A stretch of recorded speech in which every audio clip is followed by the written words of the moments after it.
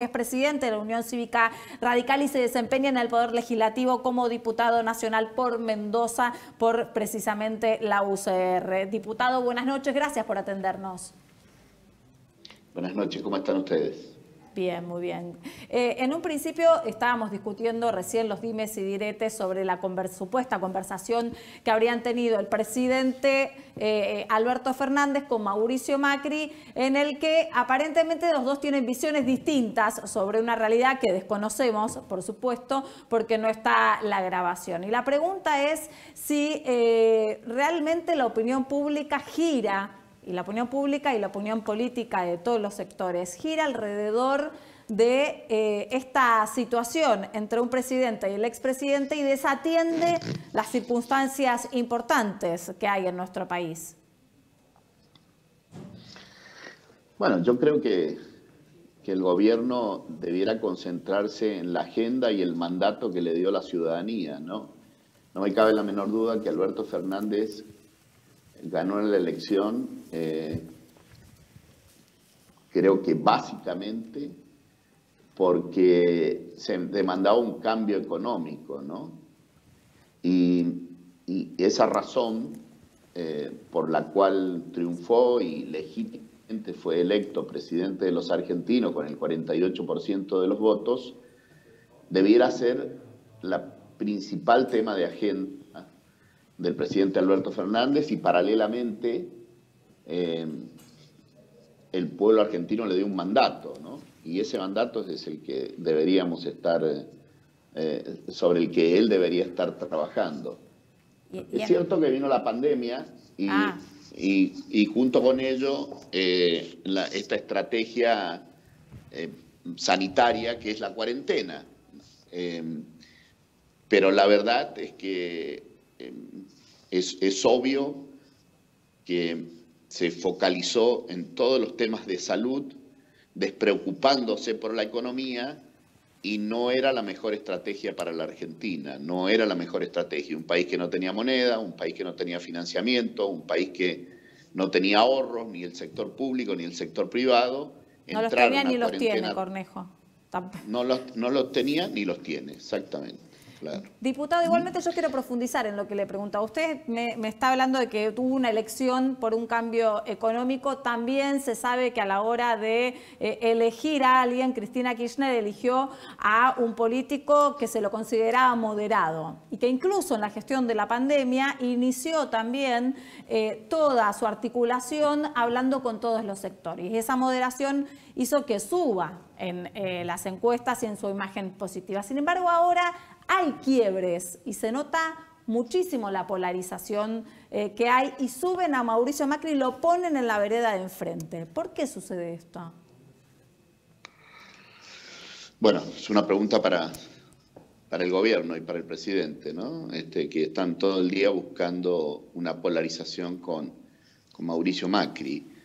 Yo la verdad que creo, y quiero desviarme de eso y no engancharme, como hablando mal y pronto, con esa polémica. Creo que la Argentina necesitaba en el gobierno pasado un acuerdo gobierno-oposición sobre las principales bases de la economía argentina.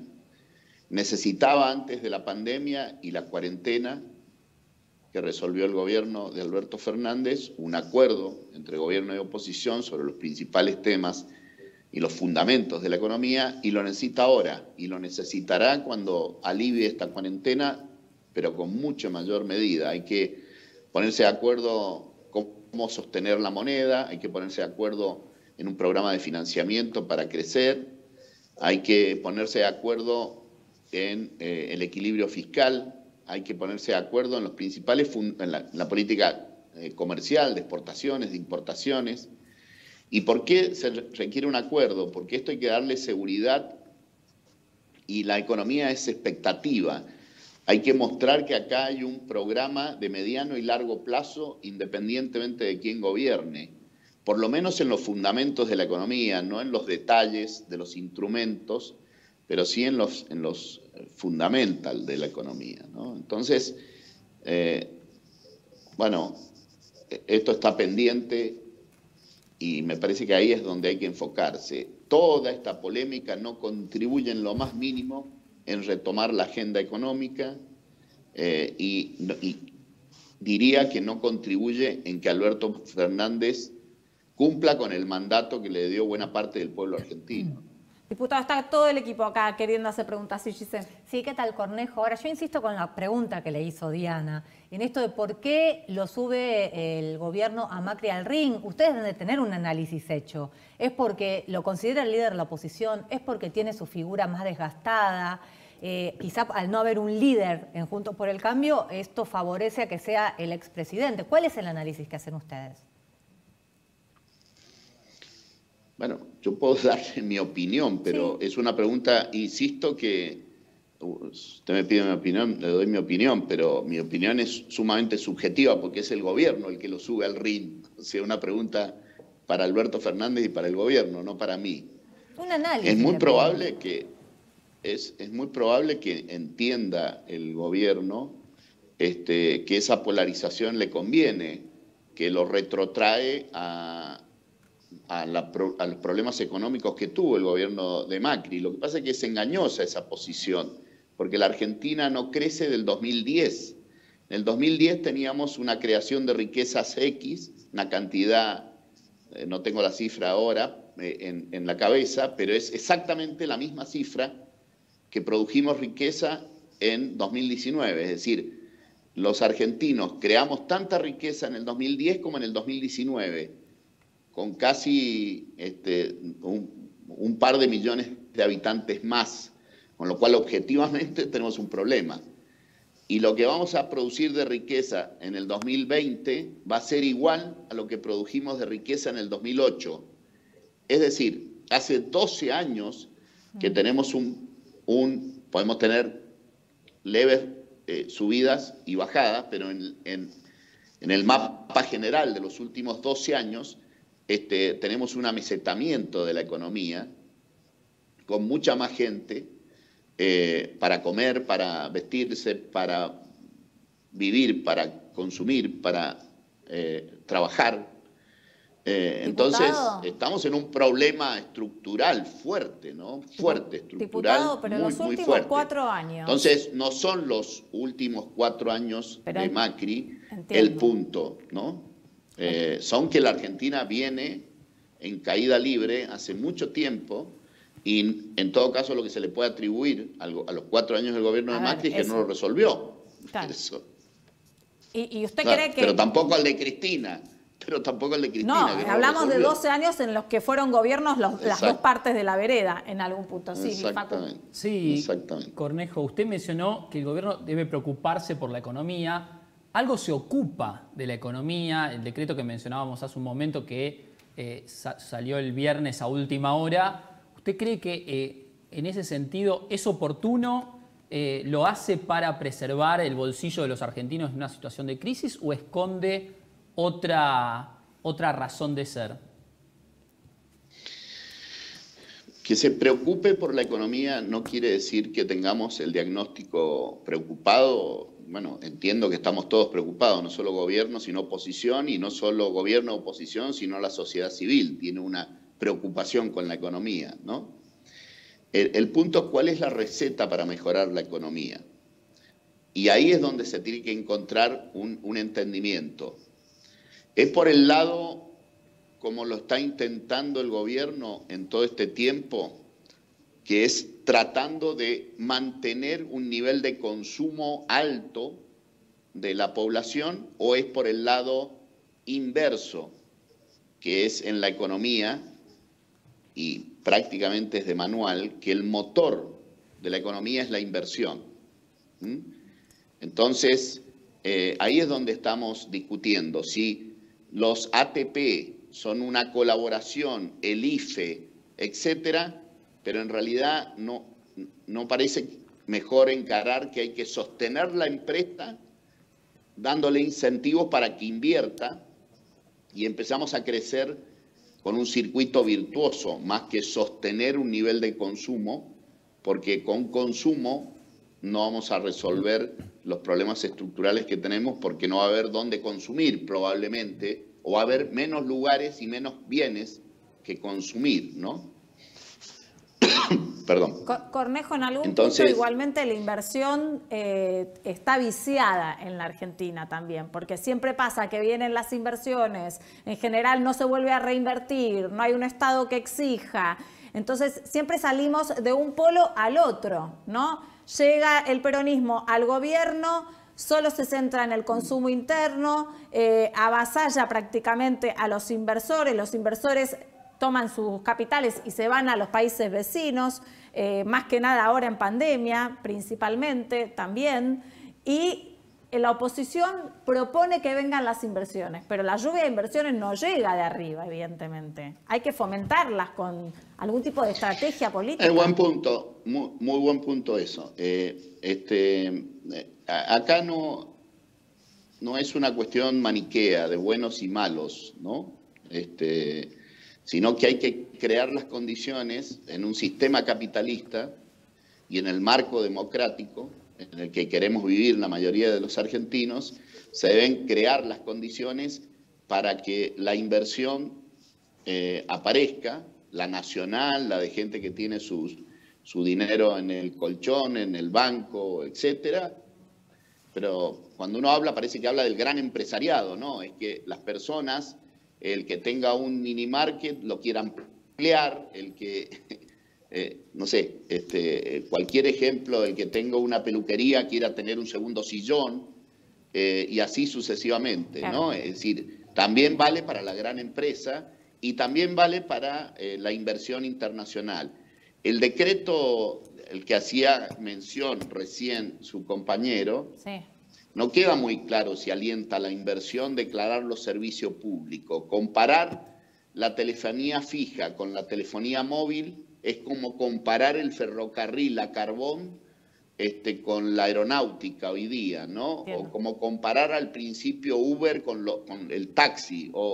Hay cambios tecnológicos que se fueron dando. Que se fueron dando, claro, y que las regulaciones no pueden ser las mismas para una actividad que para otra, y no puede ser declarado servicio público sin que haya consecuencias para la inversión, ¿no? Claro. Nico.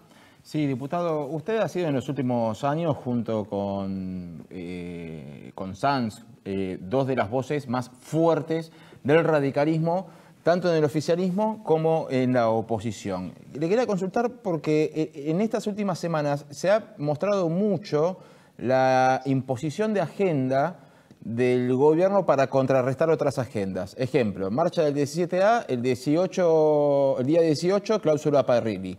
El viernes todo el mundo hablando de la muerte de Solange en Córdoba, el mismo viernes a la noche, decreto por las telecomunicaciones. Y en la oposición vemos comunicados, pero como por separado, ¿no? Un político que dice una cosa, otra figura que dice otra, un comunicado consensuado por ahí por 2 o 3 personas, como ha pasado en algunos casos.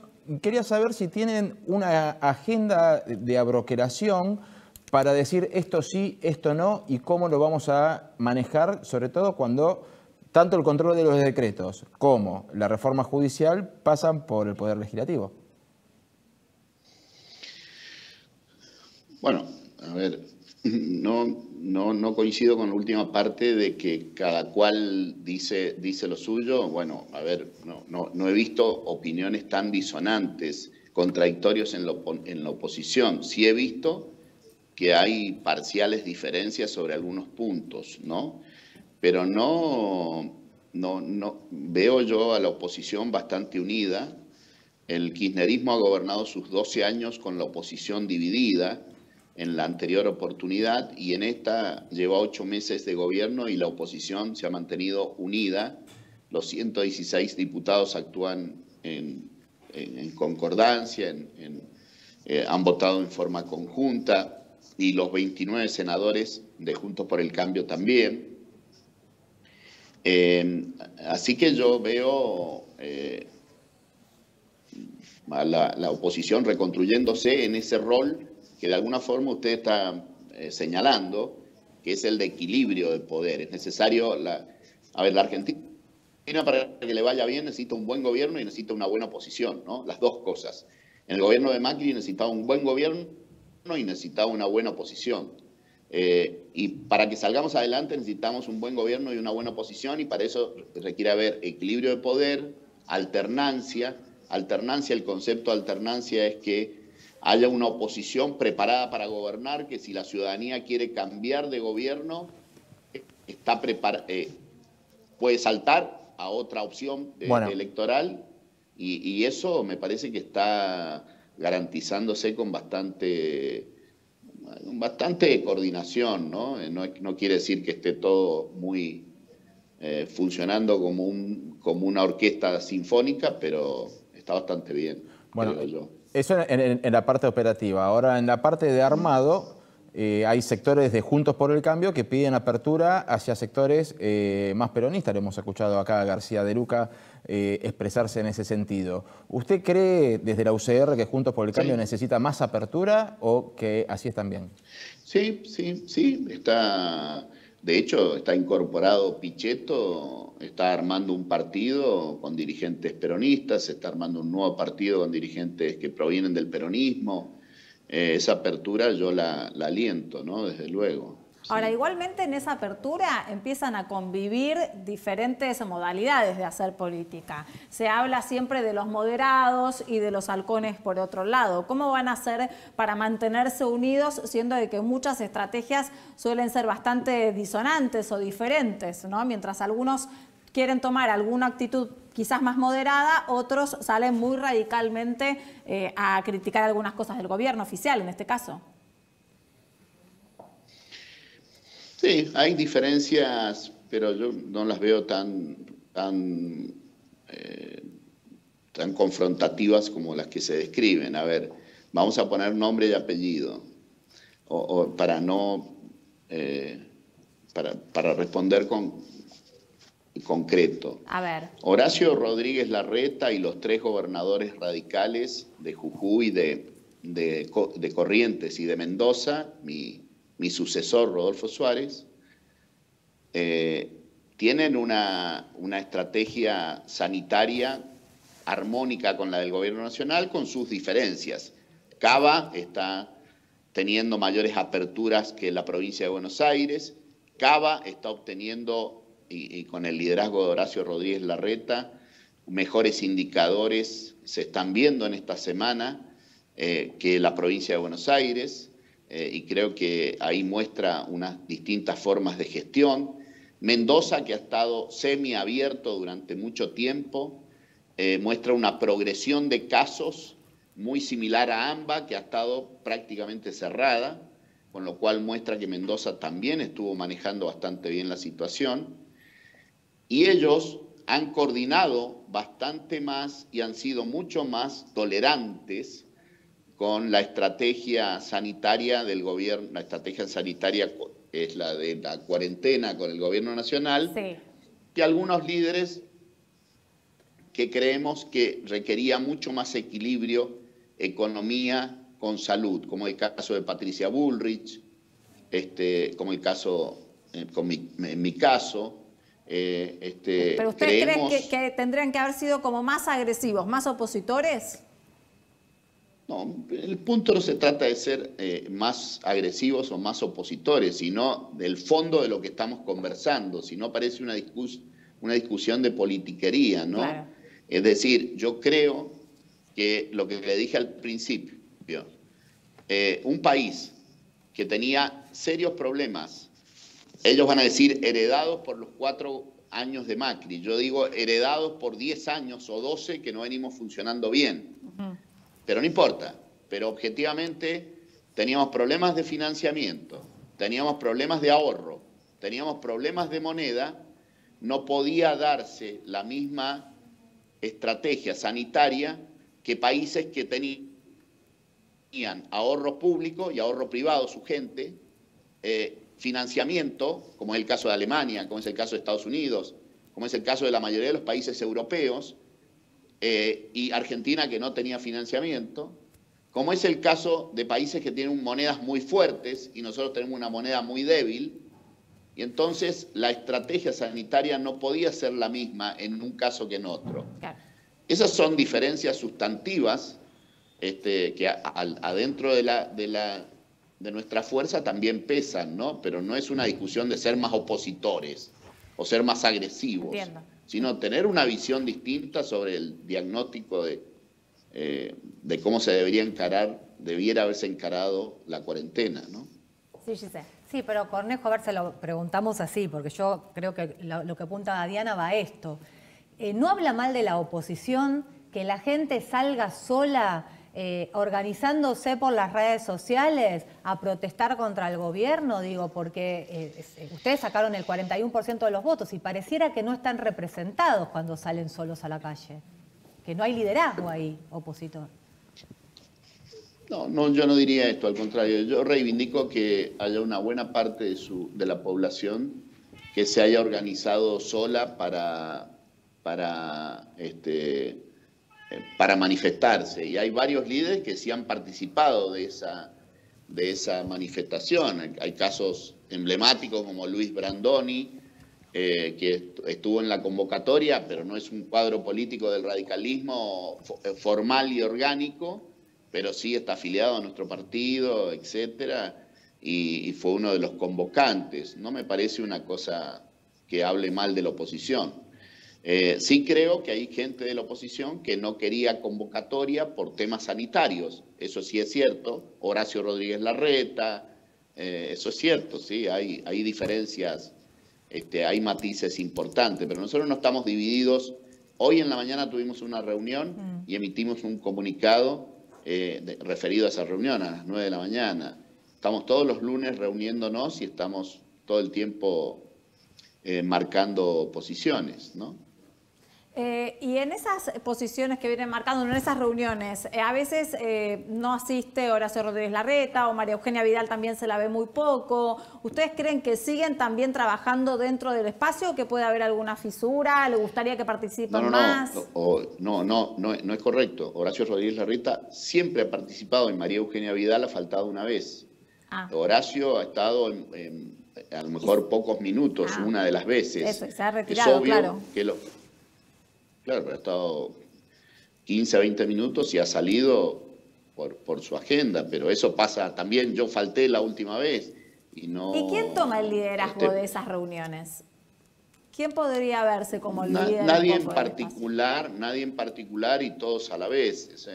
Esa mesa la componen Martín Lustó, Horacio Rodríguez Larreta, Patricia Bullrich, María Eugenia Vidal, Maxi Ferraro de la coalición cívica, Maricela Echegoyen de la coalición cívica, Mario Negri, Luis Neidenhoff y el que habla del radicalismo, también, bueno... Se lo pregunto de otra forma, entonces, ¿no surge de ahí un líder natural para poder llevar a cabo del espacio? No va a surgir de ahí un líder a 7, 8 meses de haberse reconfigurado, de ser oficialismo a pasar a ser oposición. No va a surgir de allí. Va a surgir con el paso del tiempo y con vistas al 2023. Probablemente haya una interna abierta, simultánea y obligatoria y allí salga un candidato o una candidata a presidente. Y bueno, ahí puede ser que allí se configure, pero por intertanto... La discusión es bastante horizontal acerca de cómo enfrentar este proceso. Y una pregunta más le hago en este sentido. ¿Usted cree que el radicalismo tiene que tener más espacio en Juntos por el Cambio? De hecho, si no me equivoco, fue la semana pasada, pero puede ser la anterior también. Federico Storani estuvo en nuestro programa un poco esbozando esta gran necesidad del radicalismo de empezar a tener más protagonismo. Sí, bueno, el radicalismo es el partido central de esa coalición. Por motivos estructurales, es el único que tiene presencia en los 24 distritos del país, que tiene dirigencia en las 24 provincias. Seguramente en las listas de las elecciones legislativas, 16, 17, 18 provincias van a ser encabezadas por hombres o mujeres del radicalismo, sus listas, porque son los dirigentes que mejor miden en las encuestas en algunas de esas provincias. tiene su protagonismo. Es el bloque mayoritario en senadores, es la primera minoría dentro de... En diputados está prácticamente equiparado con el PRO. Tiene 3 de los 4 gobiernos de distritos y tiene la mayoría de los intendentes, ¿no? Cumplimos un papel importante allí, aspiramos a cumplir un papel más relevante aún. Tienen el terreno también que ayuda